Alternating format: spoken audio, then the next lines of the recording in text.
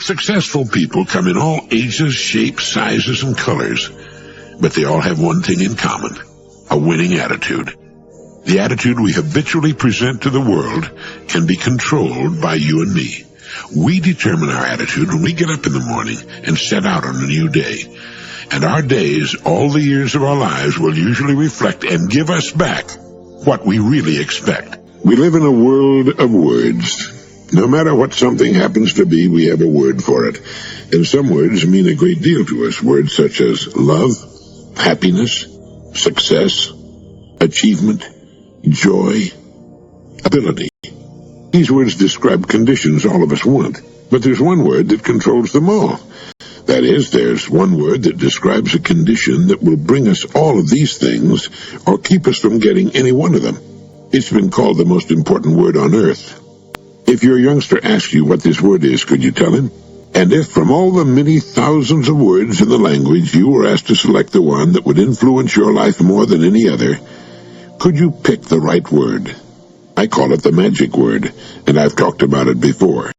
In our language, it's pronounced attitude. Once we're grown and on our own, this word actually controls our environment, our entire world. You see, if your attitude toward the world is good, you'll obtain good results. If your attitude is excellent, you'll obtain excellent results. And if your attitude is just so-so, well, you'll live in a world that is not particularly bad nor particularly good, just so-so. Now, if you're curious about what kind of an attitude you have, a simple test will tell you what your attitude's been up to this point in your life. Just answer this question with a yes or no. Do you feel the world is treating you well? If your answer is a quick yes, your attitude is good. If your answer is no, your attitude is bad. And if you have trouble deciding, your attitude is probably average. You see, our environment, which is another way of saying how the world treats us, is nothing more than a reflection, a merciless mirror, actually, of our own attitude. One of the most pitiful aspects of society is the really large percentage of people who lead dismal, narrow, darkened lives, crying out against what appears to be a cruel world that they believe has singled them out for an existence of trouble, misery, and bad luck. Our attitude will determine whether we tend to be lucky or not. People who expect to be lucky, who expect good things to happen to them more often than bad, actually go through life from one piece of good fortune to another. I know there are cynics who don't believe all of this, but it's true all the same, and it's been proved hundreds of thousands of times. It doesn't mean you can pick the winner at the track or bet on the right team. There are too many variables in such things. But we get from life what we tend to expect from it.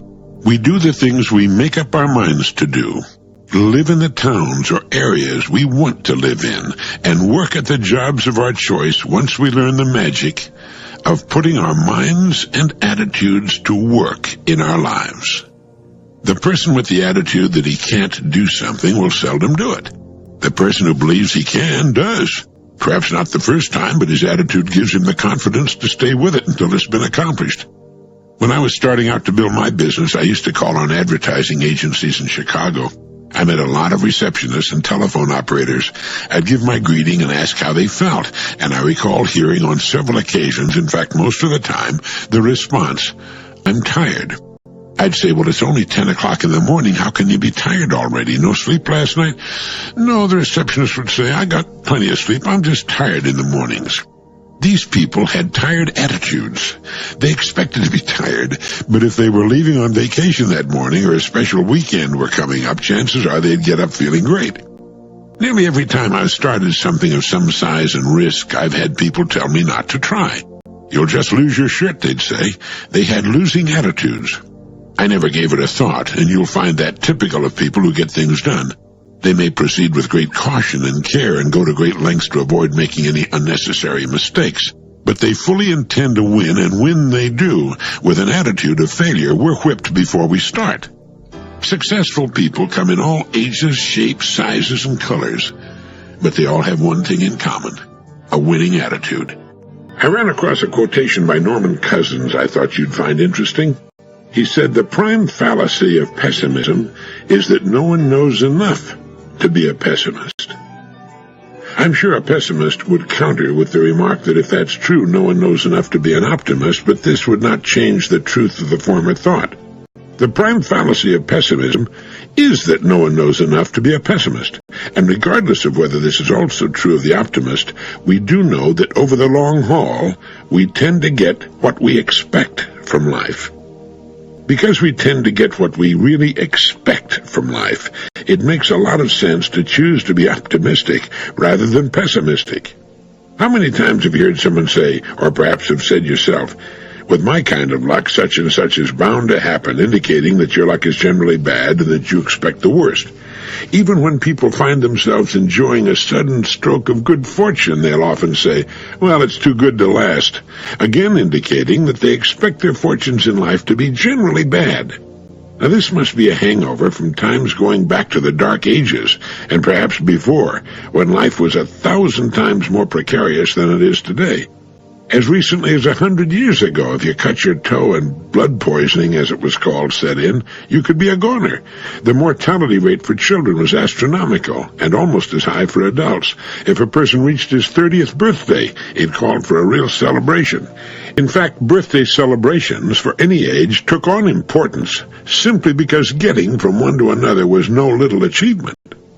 Now couple this with the almost total ignorance of the times, widespread illiteracy, and lives governed by superstition, and you can understand why people tended to be slightly on the pessimistic side, but that's in the past.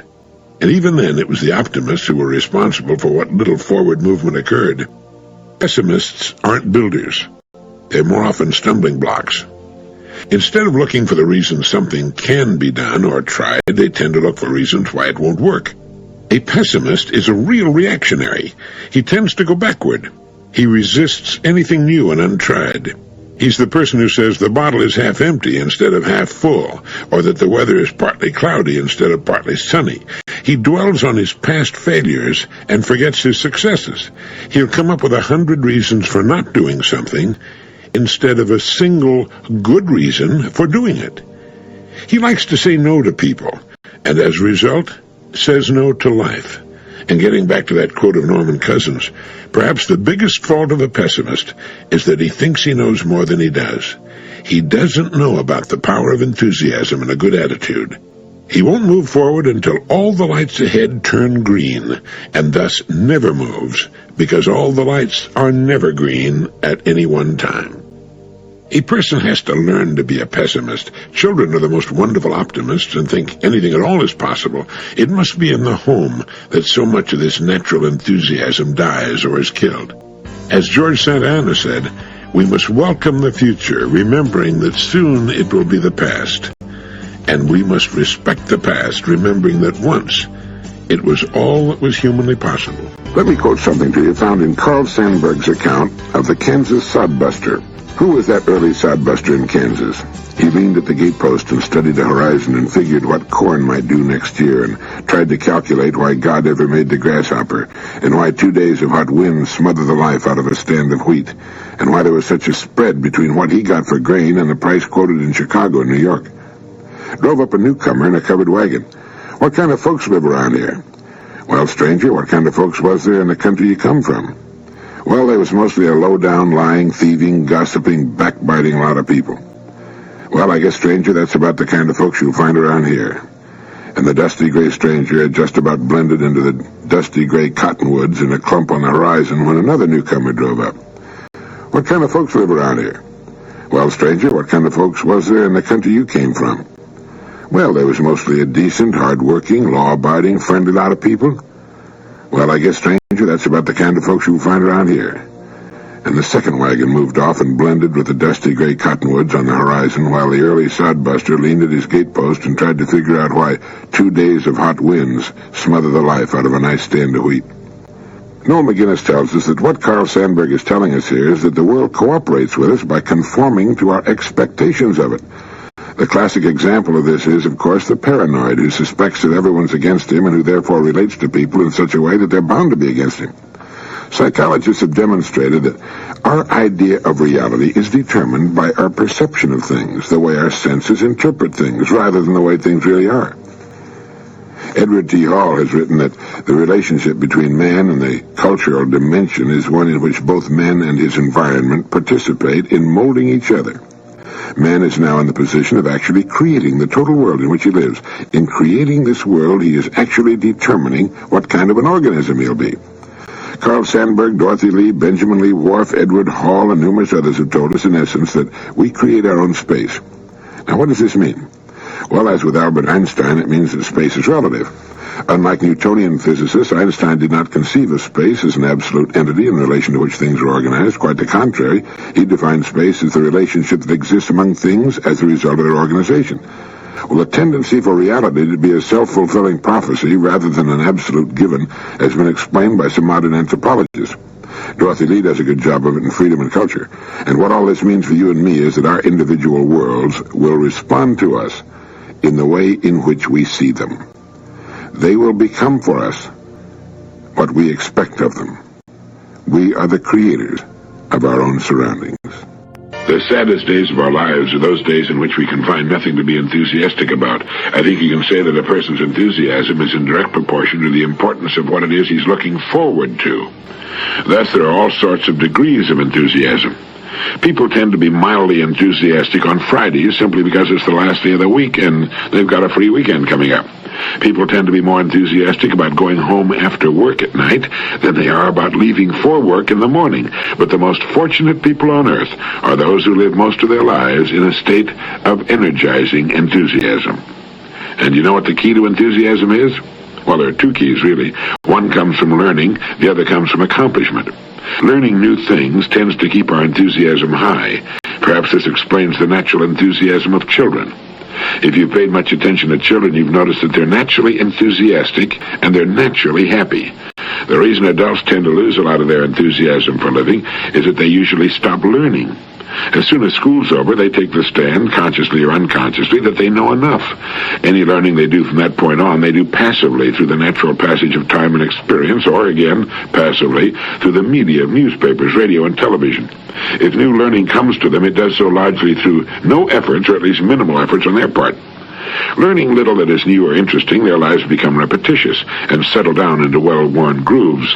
They see the same people and go through the same motions every day, and gradually or quickly, all or most of the enthusiasm fades from their lives.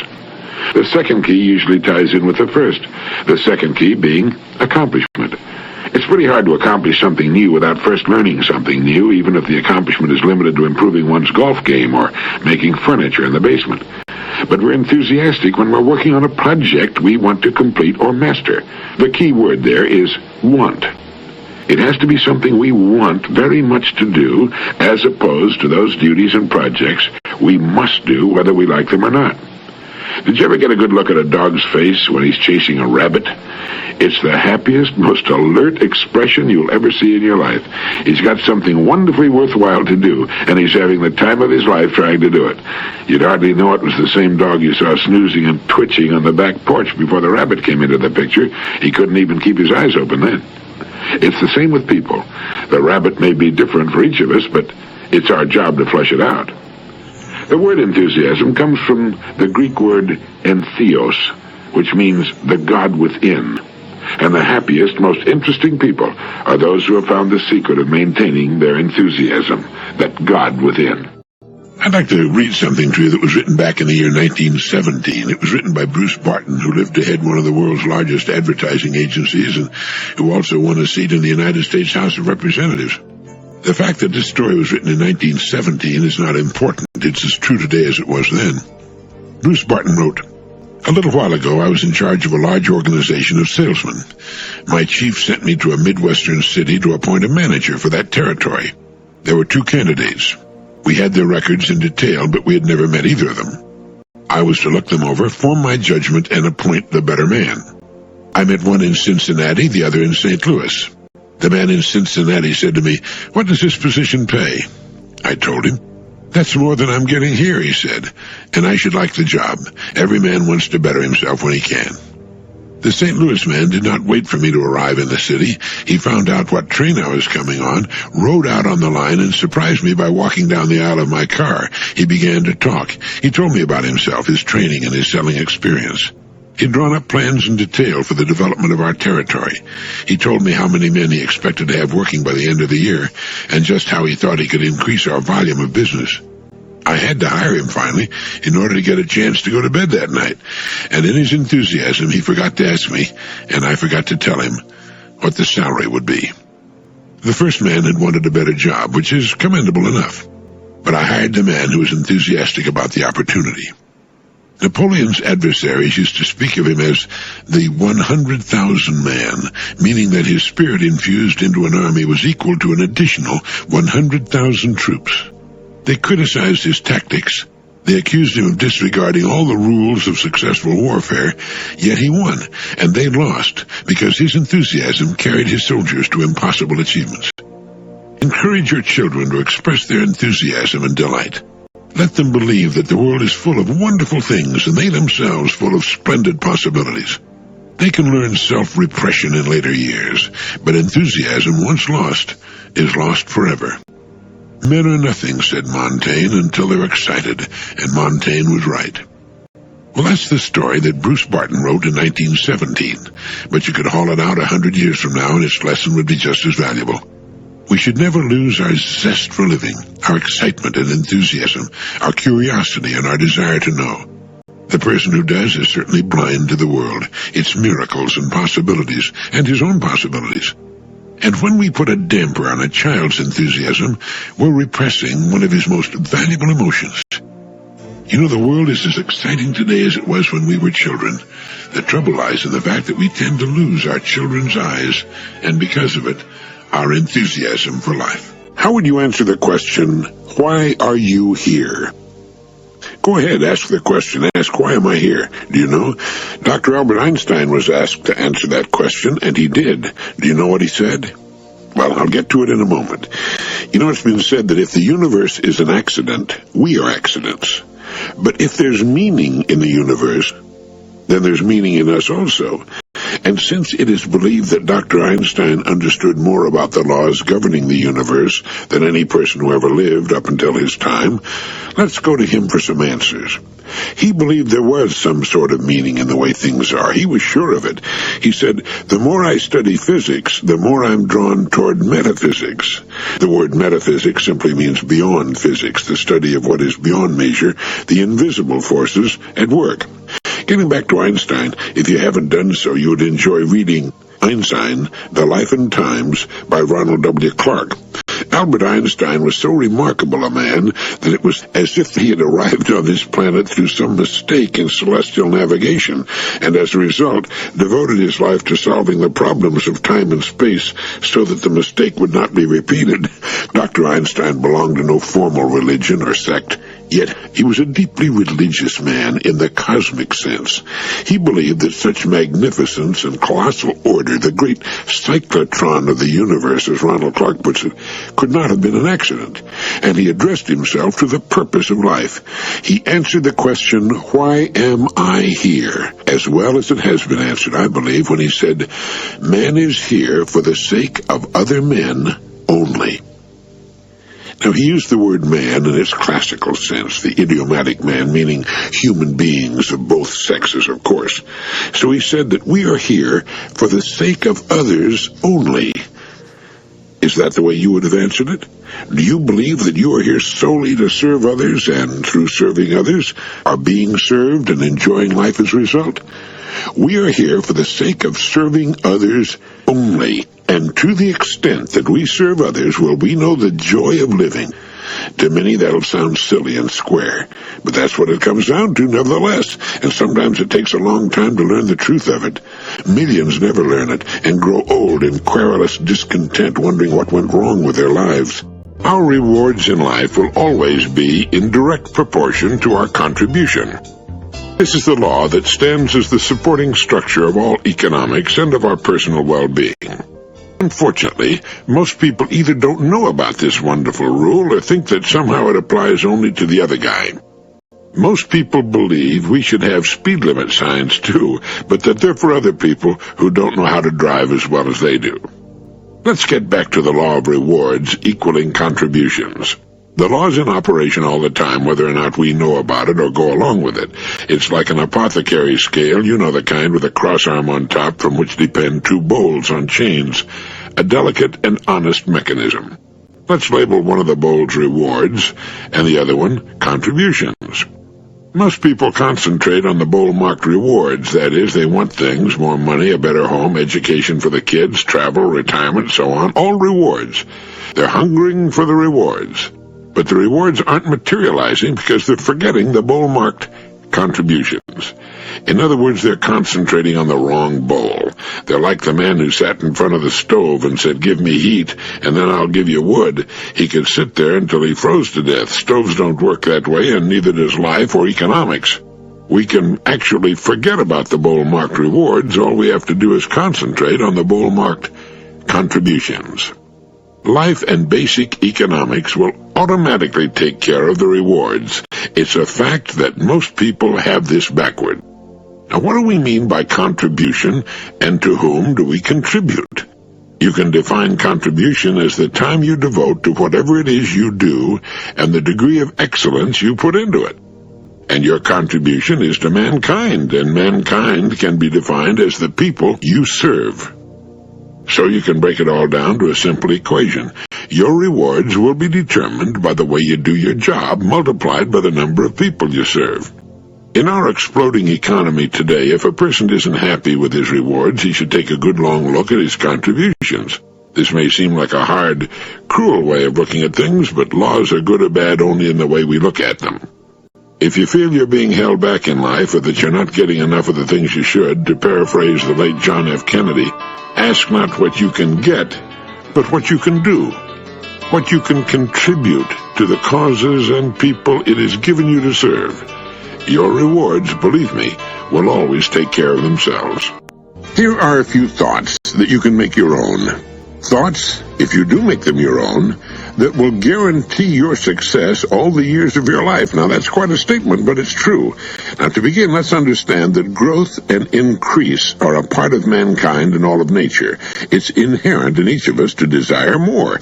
This isn't wrong. It's perfectly natural in the way it should be. This is true of all of us, the members of our families, our friends and associates, our customers. You should want to get rich in every department of your life. But what do I mean by rich?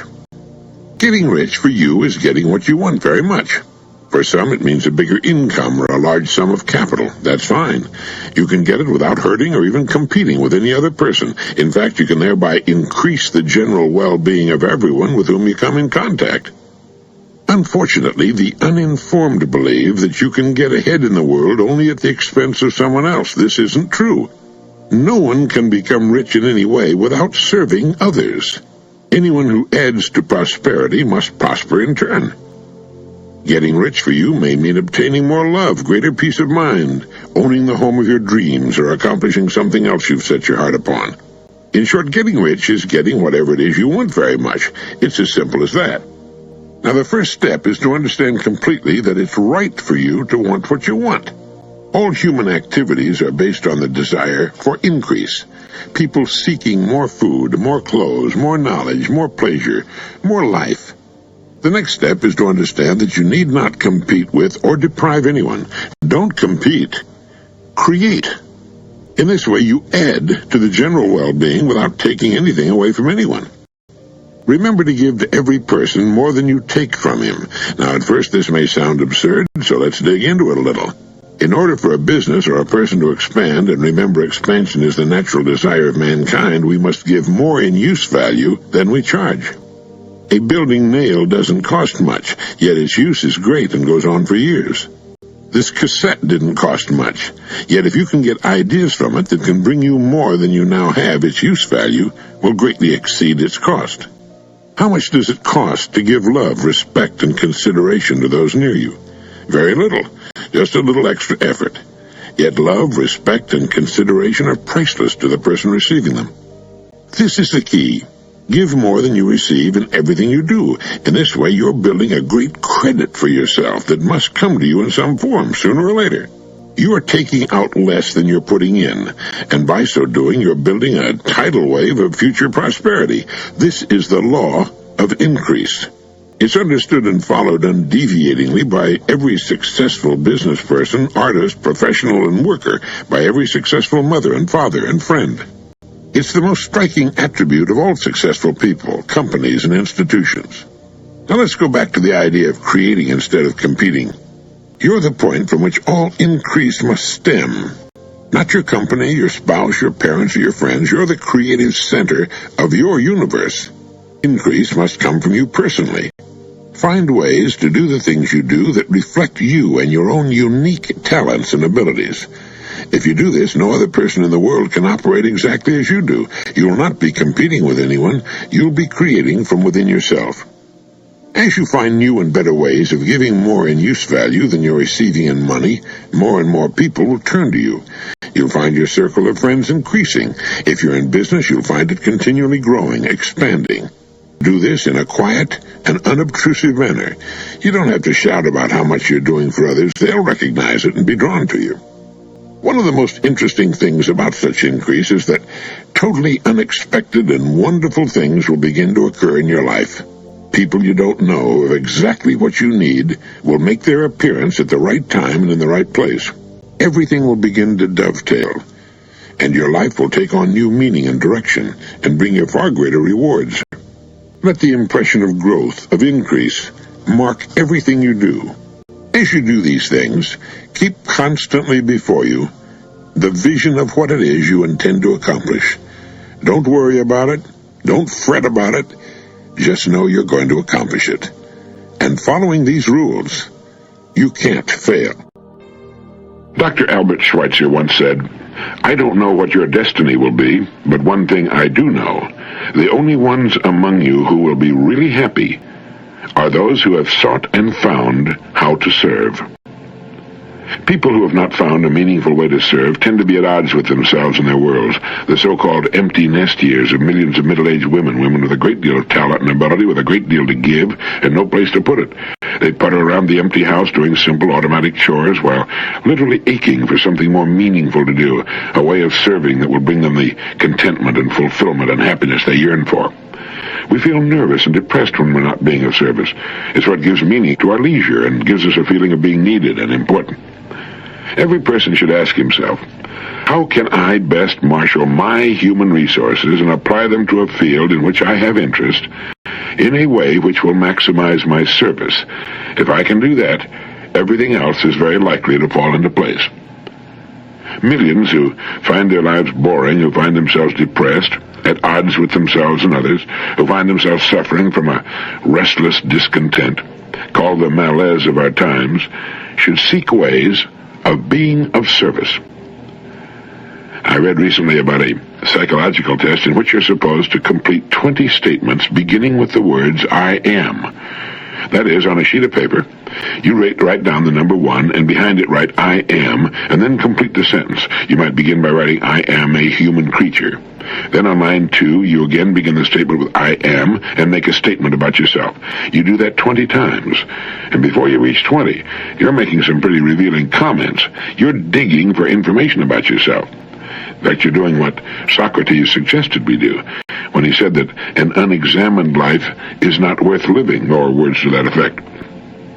And with this method, if in case you're looking for some way of serving, in case you do not now have a very interesting and viable method of service, with this method you might find a clue as to the field or way in which you can make the greatest possible contribution. For by so doing, you're going to reap the greatest possible rewards. I don't think there's any question but that Dr. Schweitzer was correct in his statement. Serving each other is the way to happiness and fulfillment. If you took away the people that we serve, our lives would become meaningless. Other people have everything in the world we can possibly want, and they will gladly share it with us if we will serve them to their satisfaction.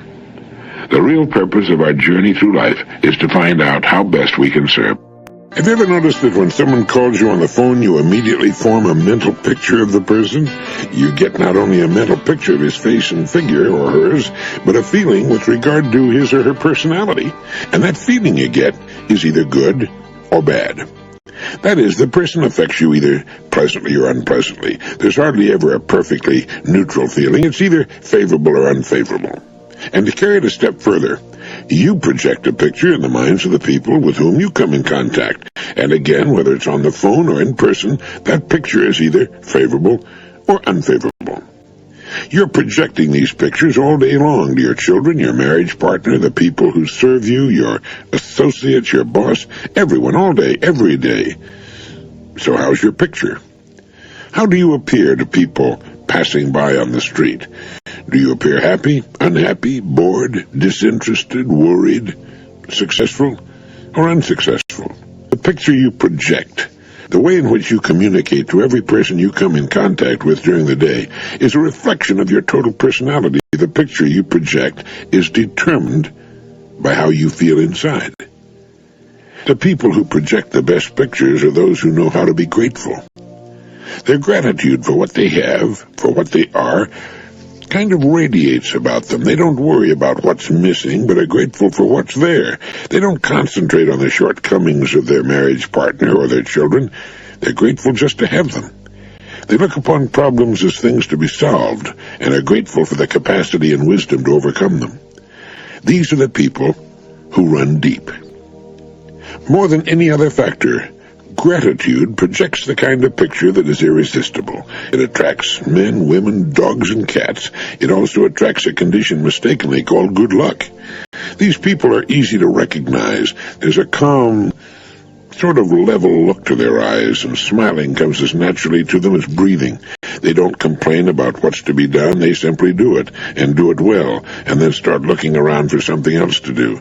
They radiate ability and good cheer like an old-fashioned stove radiates heat on a cold morning. They project a great picture, and the world projects it back to them. Every minute of every waking hour of every day of your life, you're projecting a picture of yourself and your personality, and you can tell how it looks to the world by looking at what you're getting back. One of the truly great things that accrued to the old-time craftsman, and to the few still remaining, was the joy that came from the meaning of doing. The feeling of value that pervades a person's whole being when he does something of which he's proud. The woman who knits or does needlepoint, the painter, the writer, the cabinet maker, the really good cook, the workman or woman who creates something of value. And I think that's it, the personal creation of value. You know what I mean? If you do, you know that it's a large part of a person's income, his psychic income, so important to living and good, healthy adjustment. The distinguished social critic Lewis Mumford has written that the fact is that with all of our superabundance, abundance of energy, food, materials, products, there's been no commensurate improvement in the quality of our daily existence.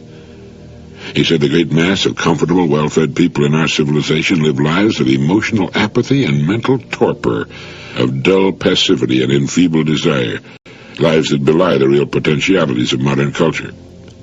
He's also pointed out that the fault lies in forcing something that is capable of producing goods in great numbers to produce more and more, more on top of more every month, every year, until quality and beauty must be destroyed in the process, until there's so much that we no longer appreciate it.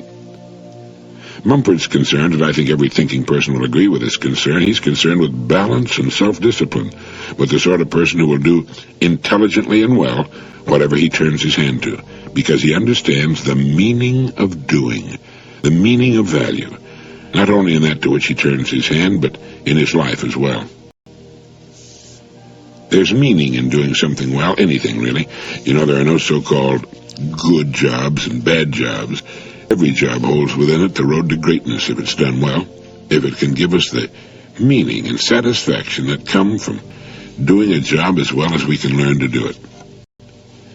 It's wonderful these days when we find a person who does an unusually good job, a waitress, a service station attendant, a mechanic, a salesperson, a carpenter, plumber, other craftsman, an attorney, doctor, whomever. We run into them from time to time, and we never fail to notice and be aware of them, to be grateful to them. Such people always seem happier, more cheerful, and have a much better self-image. They seem to find joy and delight in their work, in their days. They seem to understand that there is meaning in doing what they do as well as they can. They take a few extra pains that converts what would otherwise be an ordinary job into something special. They stand out like fresh oases in a dismal desert of uninteresting sameness, and they find that the meaning they find in doing brings meaning into their lives. They're happier people because of it. You know them. Perhaps you're one of them. If so, congratulations. You're the member of an exclusive club. James B. Conant, when he was president of Harvard University, commented that each honest calling, each walk of life, has its own elite, its own aristocracy based upon excellence of performance. That's beautiful. People in every field of human endeavor will agree with that remark. Aristotle said, "Excellence is an art won by training and habituation. We do not act rightly because we have virtue or excellence, but we rather have those because we've acted rightly. We are what we repeatedly do. Excellence, then, is not an act, but a habit." By judging the excellence or the lack of it of our work, we can tell if we're in the right calling. If it's of paramount importance to us to strive for excellence in what we do, chances are we're in the kind of work for which we're best fitted, or at least one of the fields for which we're qualified. One of the problems of the business person is that after developing and profiting from a good idea, he will tend to stay with it in unchanging form too long. For some things that'll work, but for most things it won't. They need updating on a regular, annual basis. We need to ask ourselves at regular intervals, a number of times each year, how can we make it better, more efficient? How can we bring it up to the best of present, even future standards? People will cling to an idea as though it's the best, if not the only idea they'll ever get. And when we're creating or building something, are we anticipating the future? A good example of foresight is found in the main streets of towns and cities built by the Mormons when they moved west. They were riding horses and driving wagons then, but they built broad, beautiful streets that easily accommodate the heavy automobile traffic of today. We tend to cling too long to past successes, systems, and methods. If it's working well today, look at it with the future in mind. We're seeing an accelerating rate of change unprecedented in history, and because so many businesses are still living in the past, there are yawning opportunities on practically every side. How many businesses in your town haven't made a single change in 20 years? In some cases, that may work. For example, a fine old restaurant that's perhaps better now than ever because of its age and strict adherence to quality. But the business people of a community owe it to their customers and the community to keep abreast of excellence, to put part of their profits back into the business to accommodate changing times and tastes. As James B. Conant said, each honest calling, each walk of life, has its own elite, its own aristocracy, based upon excellence of performance, and that applies to every field of human endeavor. We can develop habits of excellence in everything we do. We need to think in terms of excellence. We should demand it in what we buy and produce it in what we do. There's an old adage in the publishing and printing industry that goes something like this: the quality of your proofreading will be appreciated long after your speed has been forgotten. And the same principle applies to practically everything we do in life. Once we've finished a piece of work, whether it's a book, a symphony, a manufactured product, or even a sales presentation or a speech, the only thing that really counts is the quality and integrity of the completed product. Very few people who see, hear, or experience the finished work will know or even care how rapidly it was put together.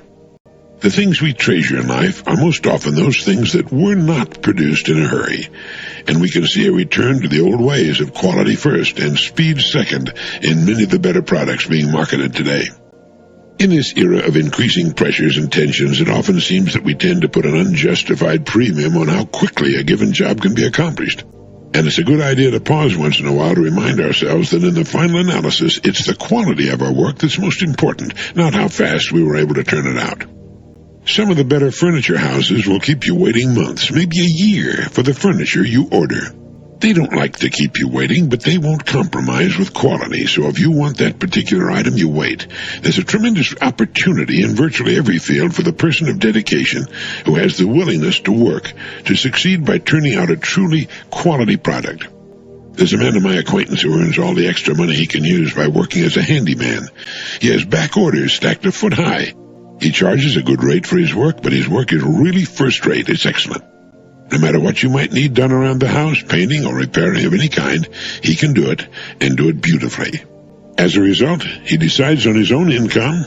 He can live where he pleases and work where he pleases. He's got it made. There's nothing in the world that I can think of that cannot be made better, that cannot be improved on. When you find a way to improve on whatever it is, there'll be people waiting to buy it. Quality in a person or a product or a service is sought by everyone. You have only to think of what you'd most enjoy doing and find a way to do it better, to put in more quality, and you just might have everything else you want to.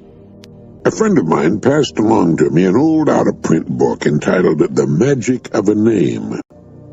It's about the beginnings of the Rolls-Royce automobile, written by Earl Nightingale and first published in 1938. It makes interesting reading. But the point that underlies the story is the fact that the originator of the Rolls-Royce automobile, Henry Royce, was an indefatigable perfectionist.